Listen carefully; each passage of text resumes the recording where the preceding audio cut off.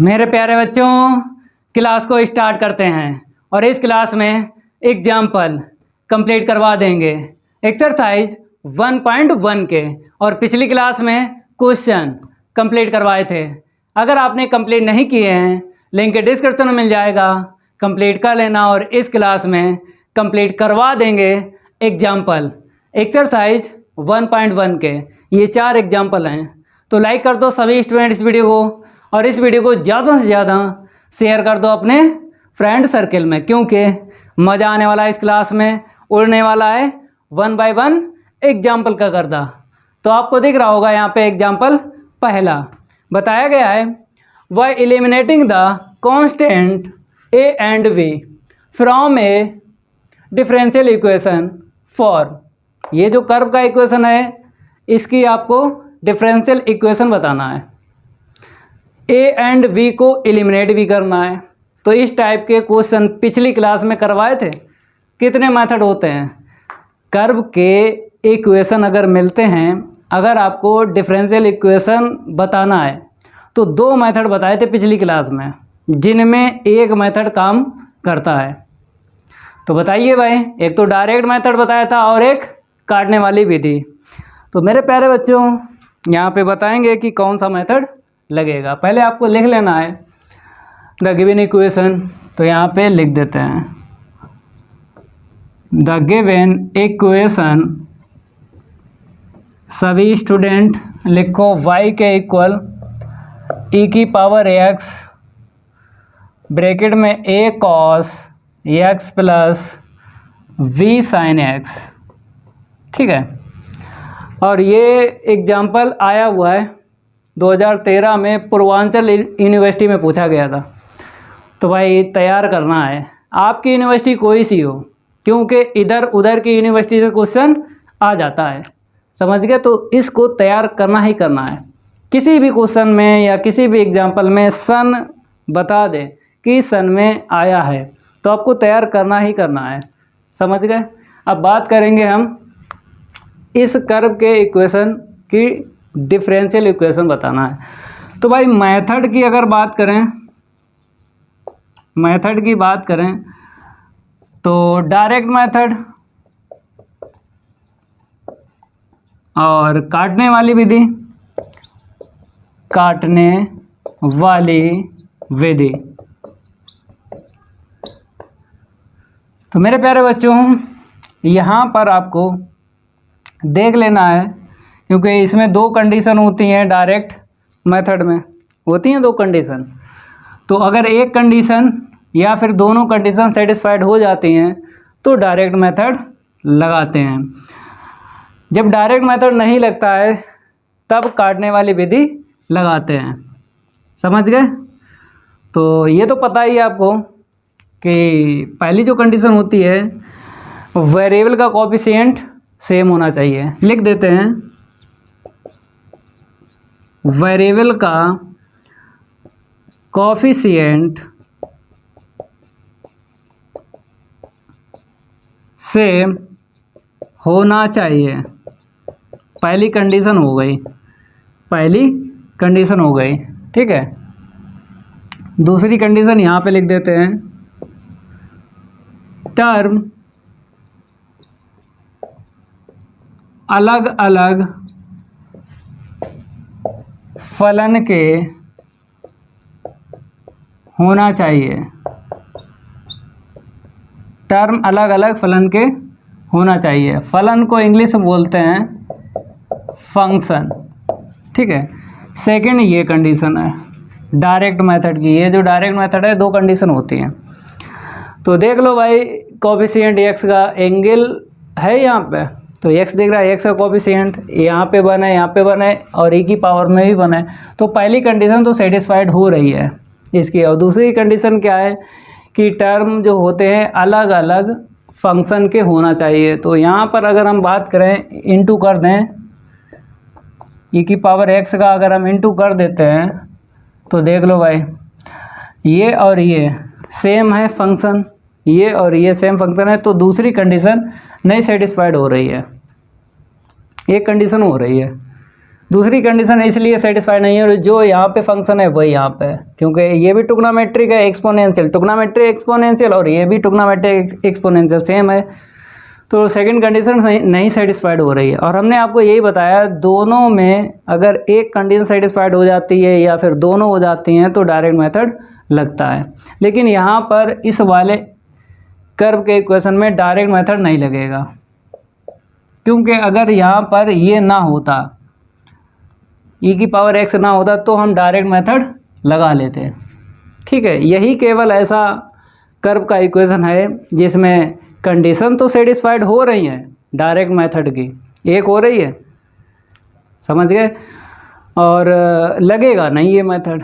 क्यों नहीं लगेगा? यहाँ पे e की पावर x है इसलिए नहीं लगेगा। अगर e की पावर x ना हो, ऐसा होता कर्व का इक्वेशन, तो भाई डायरेक्ट मेथड लगा लेते हैं। डायरेक्ट मेथड का मतलब ये होता है डायरेक्ट ही आपको डिफ्रेंशिएट कर देना है। मतलब जितनी बार उसने कहा है दो हैं a एंड b, दो हैं आर्बिट्रेरी कांस्टेंट, तो मैक्सिमम डिफ्रेंशिएट जो करना होगा वो 2 बार करना होगा।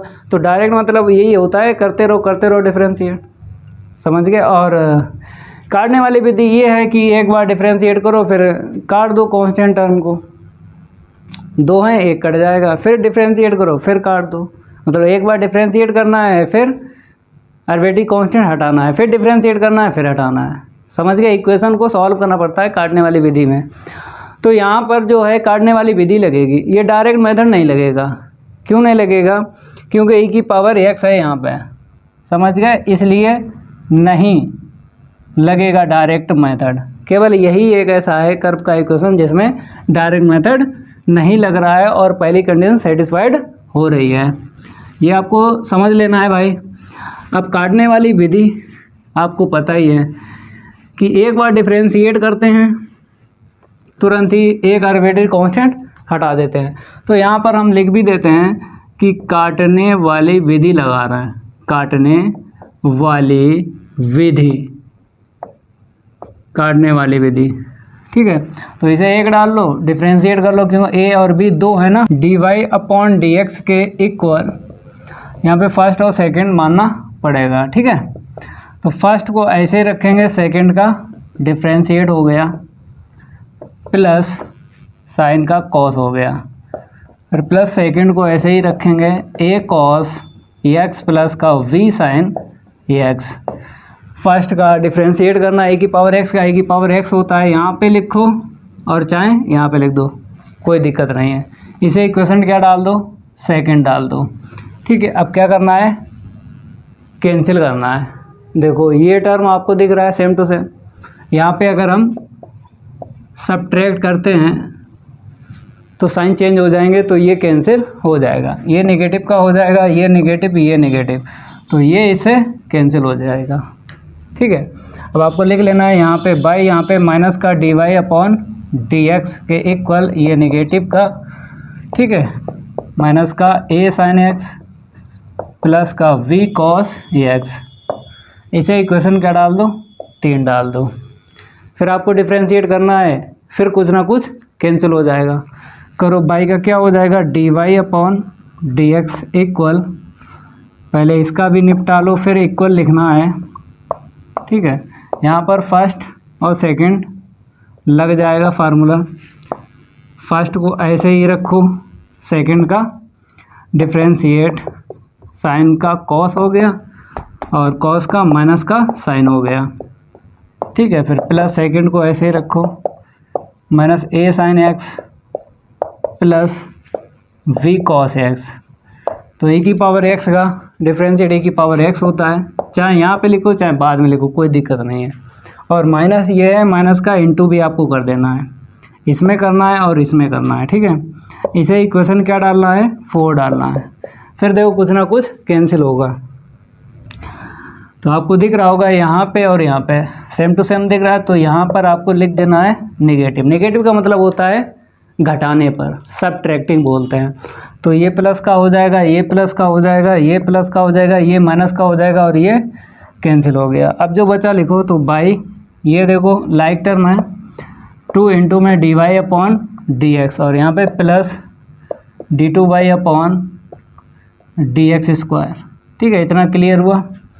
अब यहाँ पे देखते हैं, ये प्लस का लिखना है आपको, ठीक है, और यहाँ से माइनस कॉमन लेना है, बाहर कर लो, a cos x प्लस का v sin x, ठीक है। तो a और b दिख रहा है आपको, तो ये किसके इक्वल है, यहाँ से देख लो, चाहे यहाँ पे देख लो, ये किसके इक्वल है, e की power x into a cos x plus b sin x, by के इक्वल है, यहाँ पे बाई हम रख देंगे, ठीक है, आंसर आ जाएगा। और सबसे पहले ये लिखो d2 अपॉन dx स्क्वायर, ठीक है। सबसे पहले आपको ऑर्डर ज़्यादा वाला लिखना है, ज़्यादा वाला ऑर्डर लिखना है, ठीक है। फिर इसके बाद लेस ऑर्डर ये है, माइनस का 2dy अपॉन dx, फिर ये प्लस का y और एक y और मिला, कहाँ से, इक्वेशन फर्स्ट से वैल्यू रख दी है। अब y को इस साइड लाएंगे तो मिल जाएगा 2y इज इक्वल 0, एक लाइन लिखेंगे, आंसर आ जाएगा। नोट कर लो जल्दी, थोड़ा रैपिड फायर ले लें इसको, ठीक है, थोड़ा हम रैपिड फायर ले लेते हैं। आप लोग क्या करो, लाइक करते रहो वीडियो को, दबा दबा के वीडियो को लाइक करो, सभी स्टूडेंट क्या करें, वीडियो को लाइक करें और शेयर भी कर दें, अपने दोस्तों को शेयर कर दो भाई। तो d2y upon dx square minus का 2dy अपॉन dx, और ये आ जाएगा प्लस का 2y इज इक्वल 0। आंसर भी मैच करवा देते हैं, आंसर भी मैच करवा देते हैं। एग्जाम्पल पहला है ना, तो यहाँ पर बताया गया d2y अपॉन dx स्क्वायर है माइनस का 2dy अपॉन dx प्लस का 2y इज इक्वल 0, एकदम राइट आंसर है, नोट कर लो। अब बात करेंगे एग्जाम्पल 2 की, इसको हटा दें, ये तो हो ही गया। एग्जाम्पल 2 की है बारी, और नहीं करेंगे उसके साथ कोई यारी, ठीक है। तो वहाँ पर क्या बोला गया है एग्जाम्पल 2 में, आप लोग देखो यहाँ पे नंबर हम चेंज करते हैं, थोड़ी सी इंक फैल गई है, ठीक है।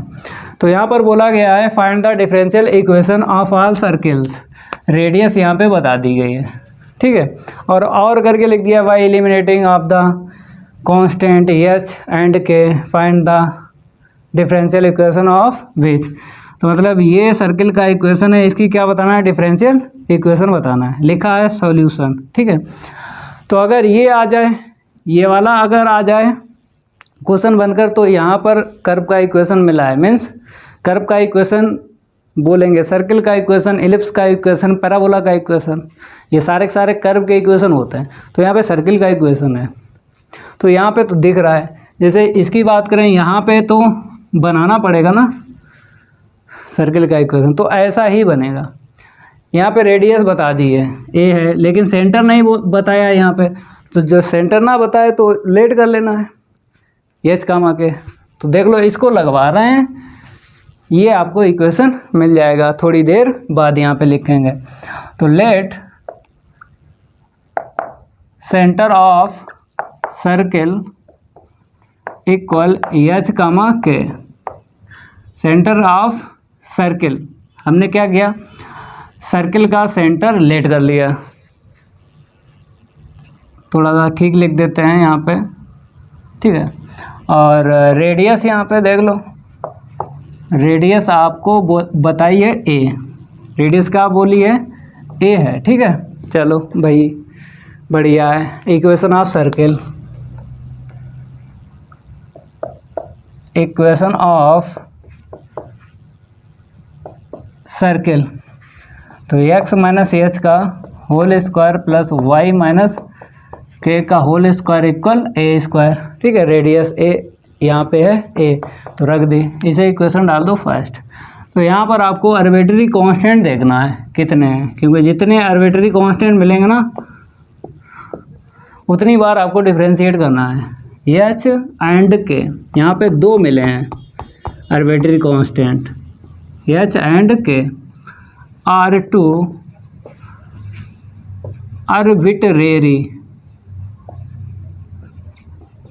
आर्बिट्रेरी कांस्टेंट दो मिले हैं। और आप बोलोगे सर ये ए, ये भी तो कांस्टेंट है। देखो यहाँ पर बता दिया गया है इसके लिए बता दिया गया कि रेडियस ए है। जब बता दे वो कांस्टेंट होता है, वो आर्बिट्री कांस्टेंट नहीं होता है।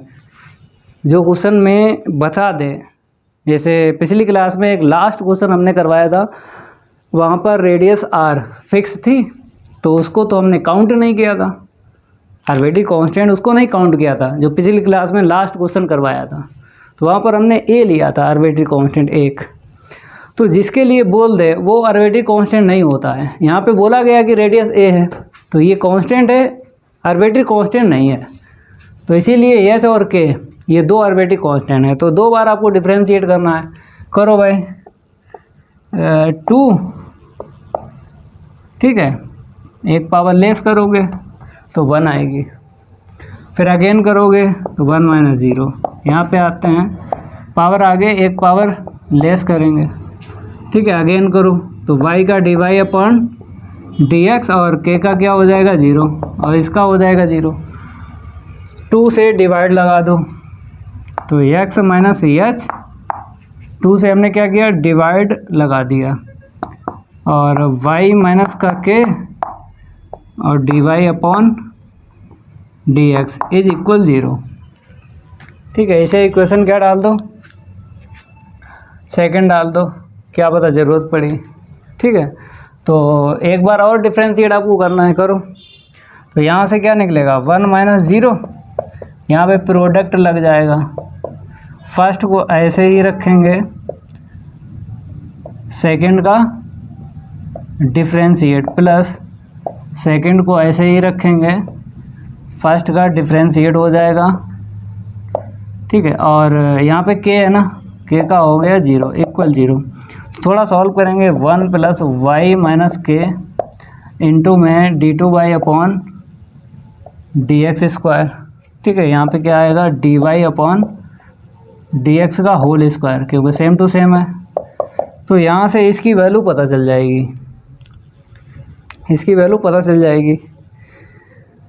तो यहाँ पे रख देंगे, और x माइनस एच की वैल्यू कहाँ से पता चलेगी, यहाँ से, क्योंकि y माइनस के की वैल्यू रख देंगे जब यहाँ से निकालें, तो x माइनस एच की पता चल जाएगी वैल्यू, और y माइनस के की, दोनों की वैल्यू यहाँ पे रख देंगे, तो h और k हट जाएगा, आर्बिट्री कांस्टेंट हट जाएगा। चलो इतना नोट करो। अब आगे लिखते हैं,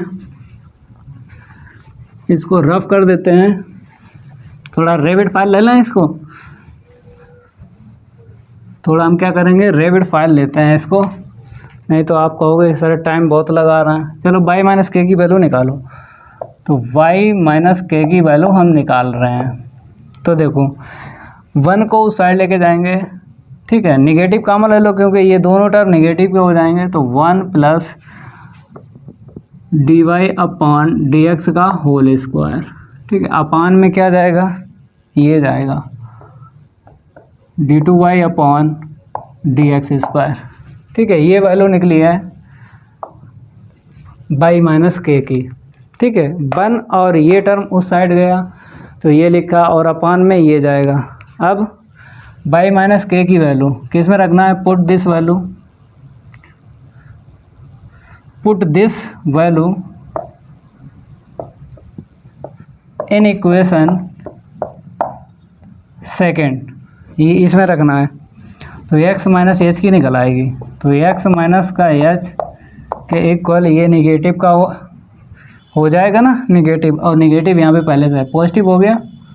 ठीक है, पॉजिटिव हो गया, 1 प्लस का D Y upon D X का होल स्क्वायर अपॉन में d2y upon D x square. ठीक है, ये वैल्यू निकली है। ये दोनों वैल्यू किस में रखना है, ये दोनों वैल्यू रख लेना है इक्वेशन फर्स्ट में, इसको हटा दें।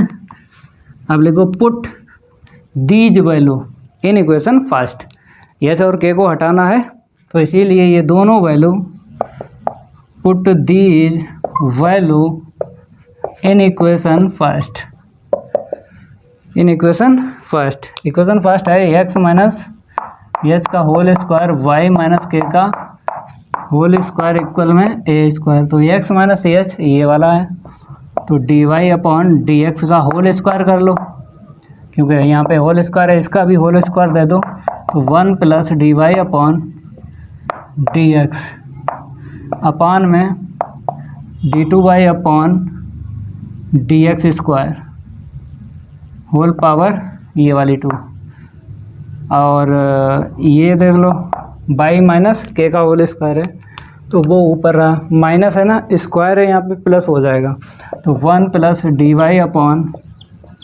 डी एक्स का होल स्क्वायर अपान में d2y upon D x square whole power 2 equal ए स्क्वायर। अब यहाँ पे एस और के दिख रहा नहीं दिख रहा है, थोड़ा इसको सेट करके छोड़ दो, आंसर तो आ ही गया है, थोड़ा सेट करना है। इसको हम हटाते हैं और आगे थोड़ा सा बढ़ जाते हैं, नोट करते रहो भाई। चलो यहाँ पे देखते हैं, एलसीएम ले लो, तो D Y upon D X का whole square 1 plus D Y upon D x की होल पावर 2, ठीक है, और होल पावर कितनी रहेगी 2, अपान में ये पावर इसे दे दो d2y अपॉन डी एक्स का होल स्क्वायर। अब यहाँ पे देख लो plus 1 plus D Y upon D X का होल स्क्वायर, ठीक है, अपान में पहले इसकी पावर दे दो 2, फिर अपान में क्या है d2y upon D x square का होल स्क्वायर इक्वल में ए स्क्वायर। एलसीएम लेके यहाँ पे क्रॉस इनटू कर देना है, एलसीएम लेके, और ऊपर बताते हैं करना क्या, पहले लिख लो 1 plus D Y upon D X का होल स्क्वायर और whole square plus 1 plus D Y upon D X का whole square whole power 2 equal में ए स्क्वायर क्रॉस इनटू करो तो d2y upon D x square whole power 2, ठीक है। अब यहाँ पे थोड़ा देखो यहाँ पे कॉमन मिल रहा है, ले लो, थोड़ा सेट कर रहे हैं, आंसर तो आ ही गया क्योंकि एच और के हटाना था तो एच और के हट गया, थोड़ा सेट करते हैं। यहाँ पे कॉमन मिल रहा है 1 plus D Y upon D X का होल स्क्वायर और होल पावर 2, ठीक है, ये कॉमन मिला। यहाँ से क्या बचा, यहाँ से देख लो 1 बचा, पूरा कॉमन चला गया, और यहाँ से D Y upon D x की होल पावर 2, ठीक है, इतना मिल गया इक्वल में A square d2y upon D x square whole power 2, ठीक है, इनटू में यहाँ पे 2 है, यहाँ पे 1 है, कितनी हो गई पावर 3 हो गई, तो 1 plus D Y upon D x की whole power 2 whole power 3 is equal A square d2y upon D x square whole power 2। Answer देख लो, मैच करवा देते हैं। एग्जाम्पल सेकंड है ना, एग्जाम्पल सेकंड का आंसर है, ठीक है, 1 plus D Y upon D X का होल स्क्वायर होल पावर 3 है, इज इक्वल ए स्क्वायर है और इनटू में d2y upon D x square का होल स्क्वायर, एकदम राइट आंसर है। एग्जाम्पल 3 देख लो, जल्दी नोट कर लो, एग्जाम्पल 3 की है बारी, और नहीं करेंगे उसके साथ कोई यारी। लाइक करते रहो वीडियो को सभी स्टूडेंट, दबा के लाइक करो भाई, दबा के लाइक करो वीडियो को, दबा के लाइक करो, शेयर ज़्यादा किया करो, और चैनल को सब्सक्राइब कर लो नहीं किया है तो 1 हो गया 2 हो गया, ठीक है। बात करेंगे इस वाले की, यहाँ पे बोला वेरीफाई करना है, ये जो दिख रही है डिफरेंशियल इक्वेशन, तो ये बताना है और ये लेके चलना है, तो लिख लो गिवन इक्वेशन, लिख लो, आंसर सामने है भाई, 3 नंबर डाल दो यहाँ पे, आंसर सामने है। द गिवन इक्वेशन लिखना है, द गिवन इक्वेशन, ठीक है। तो यहाँ पर बोला गया है मेरे पास ए एक्स स्क्वायर है और प्लस का बी वाई स्क्वायर है इज इक्वल 1, यही है। तो यहाँ पर आपको बताना है arbitrary constant where A and B are to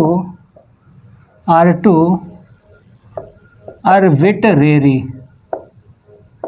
constant, 2 हैं 2, तो मैक्सिमम डिफरेंशिएट करना है कितनी बार, 2 बार। इसे इक्वेशन डालो फर्स्ट, करो भाई, एक बार करते हैं, 2ax आया और प्लस 2by और इसका अगेन करो y का dy/dx और कांस्टेंट का 0 हो गया। अब 2 का डिवाइड लगा दो तो ax प्लस का by dy/dx इज इक्वल 0। इसे इक्वेशन डाल लो सेकेंड, ठीक है, ज़रूरत पड़ेगी तो थोड़ा साइड करके लिखते हैं फिर इक्वेशन डालना। देखो यहाँ पे अगर हम बात करें dy/dx की, ठीक है, देखो यहाँ पे हम समझा देते हैं, हम वहाँ पे डायरेक्ट लिखेंगे। मतलब by इक्वल क्या होगा, ये नेगेटिव का माइनस ax होगा ना, x नीचे भेजो, y के जो है x नीचे भेजना है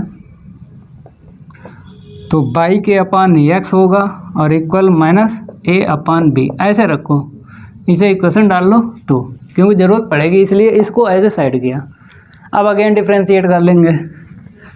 करो भाई, 2 बार करना है, एक बार हुआ है, एक बार और करो। तो यहाँ पर a रहेगा x का 1, यहाँ पे प्रोडक्ट लग जाएगा तो b को ऐसे लिखो, फर्स्ट को ऐसे रखा, सेकंड का डिफ्रेंशिएट हुआ प्लस सेकंड को ऐसे रखा और y का dy/dx हुआ इज इक्वल 0। 0 का 0 ही रहता है तो यहाँ पे a को उस साइड लेके जाओ फिर b अपान में दे दो, ठीक है। थोड़ा यहाँ पे लिखते हैं by d2/dx square plus dy/dx की होल पावर कितनी हो जाएगी 2। इक्वल में कैसे लिखोगे, पहले a को लेके गए माइनस a हो गया और ये b नीचे आ गया।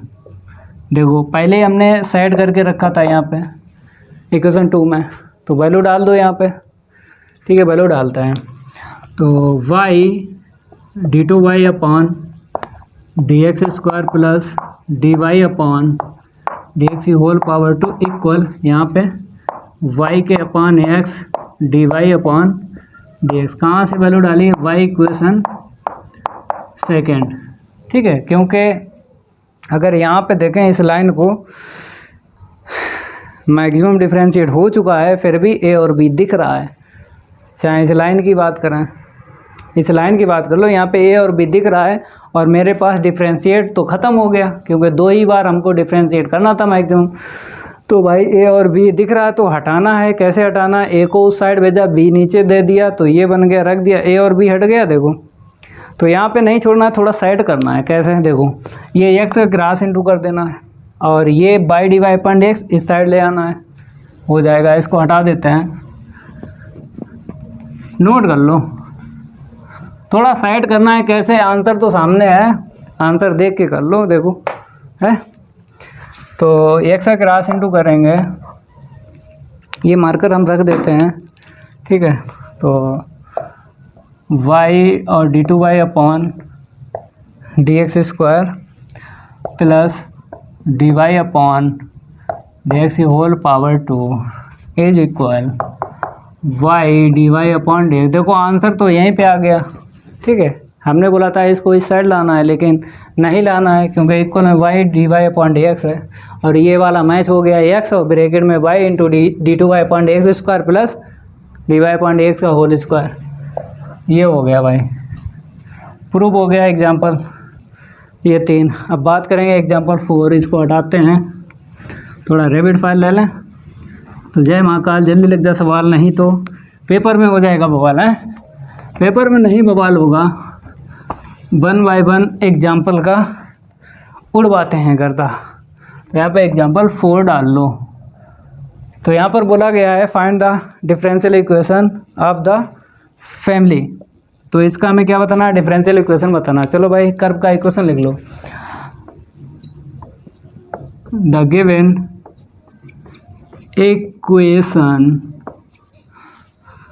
गिवन इक्वेशन लिख लो।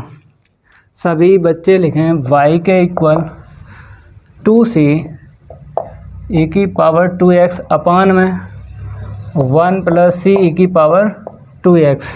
ओके, तो यहाँ पे देखो डिफ्रेंशिएट आपको करना है, कितनी बार करना है, वेयर c इज ए